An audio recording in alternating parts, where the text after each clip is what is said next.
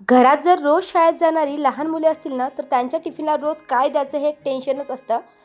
माझ्या घरी तर सर्वात मोठं टेन्शन आहे की रोज जर पोळी भाजी दिली तर ती मात्र खायला कंटाळवाणं करते. तसं तर रात्रीच मी डिसाईड करून ठेवते, पण आज काय झालं की उठायला उशीर झाला आणि टिफिनमध्ये फ्रँकी द्यायचं ठरलं होतं. वेळेवर फ्रँकी बनवणे तर पॉसिबल नव्हतं, त्यामुळे मस्त असे चिले बनवले. आजकाल नवरोबांच्या टिफिनची घाई नसल्यामुळे दुपारी काहीतरी वेगळं बनवण्याचं प्लॅन असतं. आज बाल्कनीतल्या झाडाला मस्त असं जास्वंदाचं फूल आलेलं होतं. कधीही मी तोडत नसते, पण आता श्रावण महिना आहे तर विचार केला की देवाला वाहावं. त्याचबरोबर बेलाच्या झाडाला देखील भरपूरशी पाने लागली होती, त्यामुळे त्यातलं देखील एक पान तोडून घेतलं. देवाची पूजा केली आणि मस्त असा स्वयंपाकाचा बेत होता. दुपारी नवरोबा आले की मस्त असं गरमागरम जेवण करायचं, असं काहीतरी ठरलं होतं.